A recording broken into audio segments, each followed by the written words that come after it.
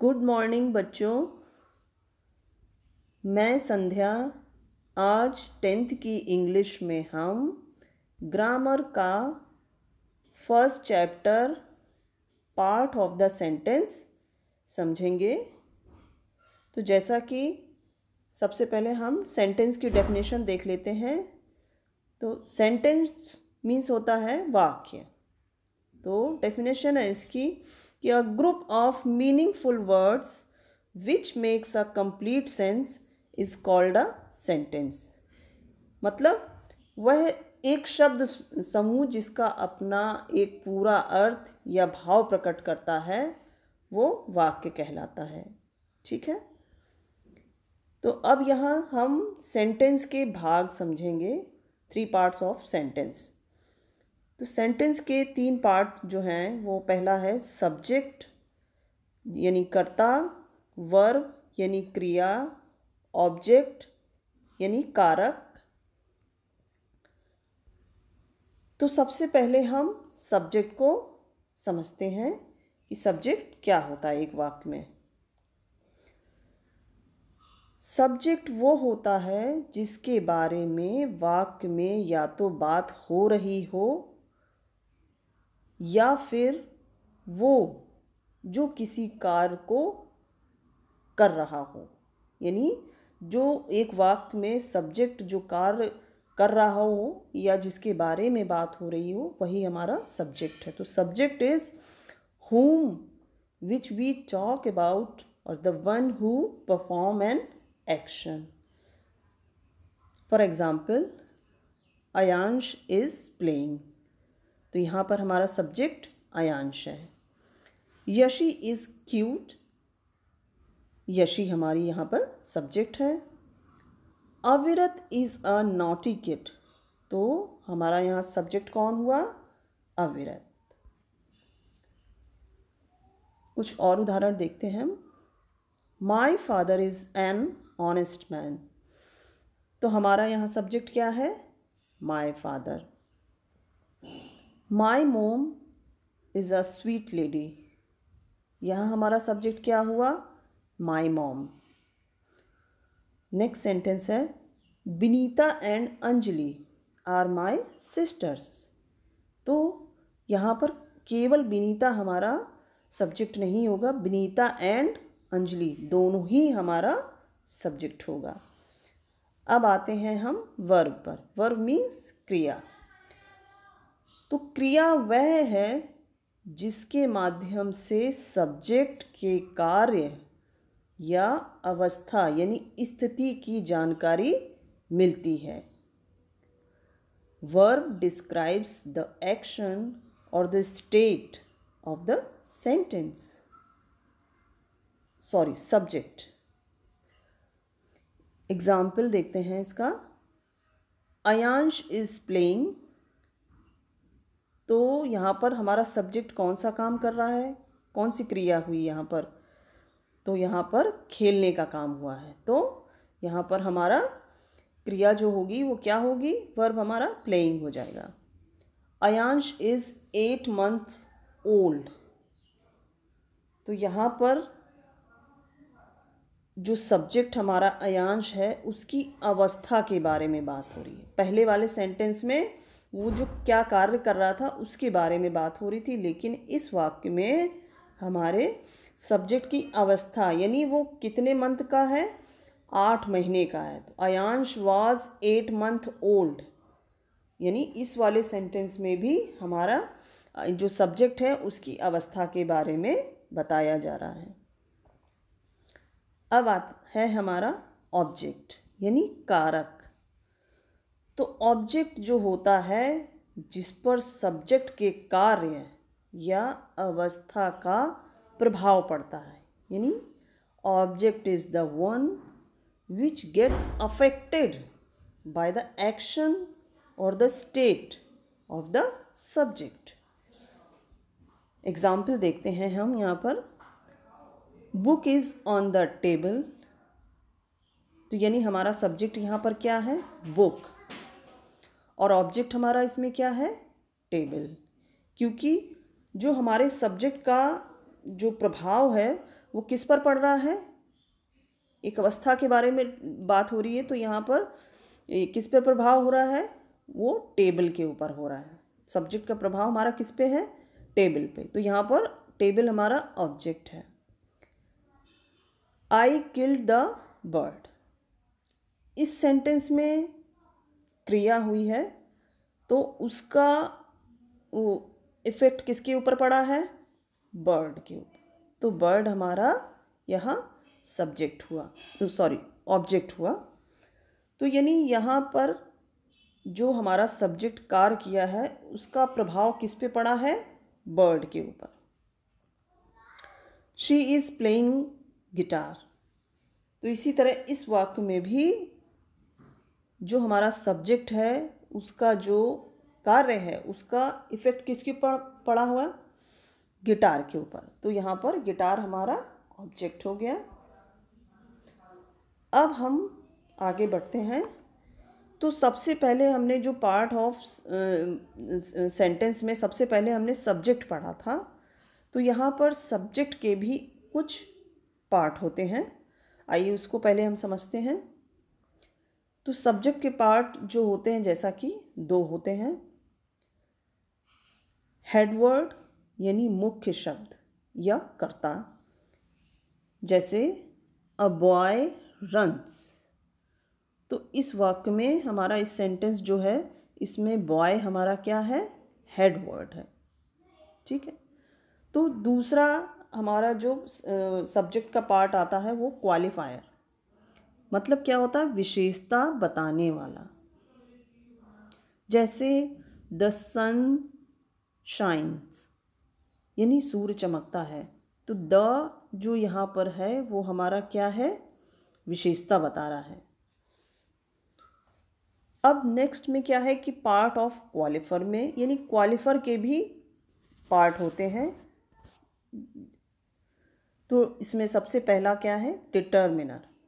Determiner जो होता है वो किसी मतलब क्वालिफर विशेषता बताता है, तो इसमें भी विशेषता बता रहा है। निश्चित डिटर्मिनर मीन्स होता है इस सेंटेंस में जो निश्चितता होती है सब्जेक्ट की उसको बताता है, हेड वर्ड की। और यंग बॉय केम, तो हमारा हेड वर्ड हमारा क्या है? बॉय, और ए हमारा यहाँ पर क्या है? डिटर्मिनर का काम कर रहा है। ठीक है। अब डिटर्मिनर के बाद जो हमारा क्वालिफायर का नेक्स्ट है वो है एडजेक्टिव। एडजेक्टिव मीन्स होता है विशेषता, जो गुण होते हैं सब्जेक्ट के, हेडवर्ड के, मतलब एडजेक्टिव माने होता है। तो a beautiful bird is flying, तो इस वाक्य में हमारा एडजेक्टिव कहाँ है? ब्यूटीफुल, यानी ये नाउन की विशेषता को बता रहा है। बर्ड हमारे जो हेडवर्ड है उसकी विशेषता क्या है? ब्यूटीफुल है। एक और होता है एडजेक्टिवल फ्रेज जिसको बोला जाता है, वो प्रायः सेंटेंस में जो मेन हमारा हेडवर्ड होता है उसके बाद आता है। और एडजेक्टिवल फ्रेज जो होता है वो हमेशा हमारे सब जो हेडवर्ड होता है उसके स्थान यानी प्लेस को डिफाइन करता है। जो एडजेक्टिव होता है वो हेडवर्ड के पहले लगता है, और एडजेक्टिवल फ्रेज जो होता है वो हमेशा हेडवर्ड के बाद और वर्ब से पहले आता, जो सब्जेक्ट के जो हमारा मेन हेडवर्ड है उसको डिफाइन करता है। जैसे एग्जाम्पल है the black cat sitting under the table is moving, यानी एक काली चिड़िया जो टेबल के नीचे बैठी है इज मूविंग। तो इस तरह से सिटिंग अंडर द टेबल जो ये पार्ट है हमारा जो हेड वर्ड यानी कैट के बगल में, और इज मूविंग यानी उसके पहले आ रहा है, तो ये क्या हो गया हमारा एडजेक्टिवल फ्रेज। यहाँ पर एक टेबल दी हुई है जो हमारे सब्जेक्ट के पार्ट को डिफाइन कर रही है। इसको आप ध्यान से केयरफुली देखिए। कुछ सेंटेंसेस हैं उसको डिफाइन किया गया है, जैसे that elderly man in black went off without paying. तो इसमें डिटर्मिनर हमारा दैट हुआ, एडजेक्टिव हमारा एल्डरली हो गया, जो हेड वर्ड है मैन, और एडजेक्टिव फ्रेज हमारा क्या हुआ, क्योंकि ये हमारे नाउन यानी हेड वर्ड को डिफाइन कर रहा है तो वो उसके बगल में यानी इन ब्लैक, तो went off without paying. Next है sentence, a clever fox was standing under the tree, a few good boys in my class submitted their exercise books. The crow is a clever bird. Next है sentence, your younger brother is in my class. That boy went loudly. The green mangoes in the basket are sour. The steel table in the verandah cost me 500 rupees. तो इसमें subject का जो table ये दिया हुआ है, इसमें subject का डिवाइड किया गया है, उसको एक टेबल के माध्यम से समझाया गया है। तो मुझे उम्मीद है कि आपको समझ में आया होगा ये। अभी हमने इसके पहले सब्जेक्ट के पार्ट को समझा। अब हम यहाँ पर प्रेडिकेट जो होता है वो भी सेंटेंस का एक पार्ट हो, जिसको वर्ब भी कहते हैं हम, जिसका अर्थ है कर्म। तो पार्ट ऑफ प्रेडिकेट में ये भी डिवाइडेड होता है 3 पार्ट में, जिसमें प्रेडिकेट में भी कई वर्ड होते हैं जिसको डिफाइन किया जाता है। जैसे सबसे पहला जो उसमें भाग होता है वो वर्ब का होता है, और ऑब्जेक्ट होता है, और कॉम्प्लीमेंट होता है। For example, Ram bought a house. तो यहाँ पर राम हमारा सब्जेक्ट हो गया, बॉट हमारा वर्ब हो गया, अ हाउस ऑब्जेक्ट हो गया। अब ऑब्जेक्ट के भी पार्ट होते हैं, जैसे पहला होता है डायरेक्ट ऑब्जेक्ट, दूसरा होता है इनडायरेक्ट ऑब्जेक्ट। तो एग्जाम्पल देखते हैं हम, इसके माध्यम से हम समझेंगे कि डायरेक्ट ऑब्जेक्ट क्या होता है और इनडायरेक्ट ऑब्जेक्ट कहाँ पे है। He gave me a book. ही यानी हमारा सब्जेक्ट हो गया, गेव हमारी वर्ब हो गई, मी हमारा इनडायरेक्ट ऑब्जेक्ट हो गया, और अ बुक डायरेक्ट ऑब्जेक्ट हो गया। अभी हमने ऑब्जेक्ट को समझा। अब इसके बाद होता है कॉम्प्लीमेंट, जिसके भी कॉम्प्लीमेंट के भी पार्ट होते हैं। तो कॉम्प्लीमेंट ऑफ नाउन यानी नाउन फ्रेज होता है। एग्जाम्पल में हम इस चीज़ को समझेंगे, आई एम अ टीचर। तो अ टीचर हमारा क्या हो गया, ये एक नाउन फ्रेज है, यानी अ टीचर यानी किसी पर्सन की बात हो रही है। तो पर्सन जो होता है हमारा क्या होता है, नाउन होता है। इसलिए इस कॉम्प्लीमेंट को क्या कहें, कौन सा कॉम्प्लीमेंट कहेंगे, नाउन कॉम्प्लीमेंट या नाउन फ्रेज कहेंगे। नेक्स्ट कॉम्प्लीमेंट हमारा जो है वो है एडजेक्टिव यानी एडजेक्टिव फ्रेज। एग्जाम्पल देखते हैं, शी इज़ क्लेवर। यहाँ पर सब्जेक्ट हमारा जो है उसकी विशेषता क्या बताई गई है, क्लेवर। तो यहाँ ये वर्ड क्लेवर जो है वो हमारा एडजेक्टिव फ्रेज में एडजेक्टिव फ्रेज बताता है, क्योंकि ये प्रेडिकेट पार्ट में आया है। ठीक है, तो ये कौन सा कॉम्प्लीमेंट हुआ, एडजेक्टिव कॉम्प्लीमेंट। अब आता है complement of adverbial. Adverbial means ये हमारे जो सब्जेक्ट है उसके स्थान यानी प्लेस को डिफाइन करता है। जैसा कि सब्जेक्ट में भी आता है, वो हेडवर्ड के बगल में आता है, लेकिन इसमें as a complement predicate part में आता है। एग्जाम्पल देखते हैं हम, जैसे शी केम हेयर। तो यहाँ पर जो सब्जेक्ट है उसका प्लेस कहाँ बता रहा है, हेयर, यहाँ। तो ये हेयर ये जो वर्ड है ये कौन सा कॉम्प्लीमेंट है, एडवर्बियल कॉम्प्लीमेंट है, जो हमारा प्रेडिकेट पार्ट में आया। तो प्रेडिकेट पार्ट में हमने जो समझा वो इस चीज़ को हमने यहाँ पर डिफाइन किया। अब टेबल जो हमारी एक दी गई है, यहाँ पर एक छोटा सा चार्ट है जिसको बताया है, इसको केयरफुली आप देखिए, जिसमें कुछ सेंटेंस हैं जैसे she is selling her car. ठीक है, हर कार ये हमारा डायरेक्ट ऑब्जेक्ट में यहाँ पे है।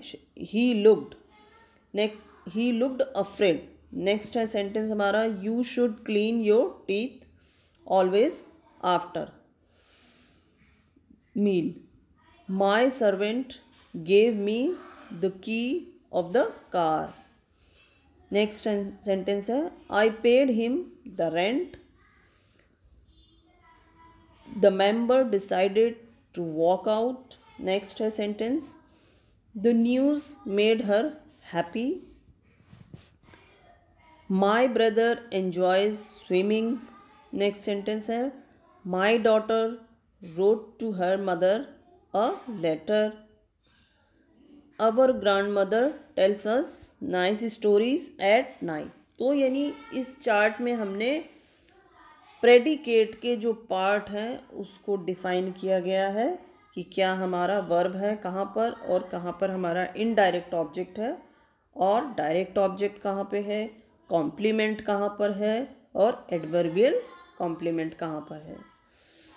तो इस तरह से हमने यहाँ पर आज जो समझा कि पार्ट ऑफ सेंटेंस में सब्जेक्ट प्रेडिकेट के पार्ट को डिफाइन किया और उसको समझा। आई होप बच्चों आपको समझ में आया होगा। आगे की जो हमारा इसका होमवर्क होगा वो हमारी नेक्स्ट क्लास में होगा, तो उसको आप ध्यान से देखिएगा। ठीक है, धन्यवाद।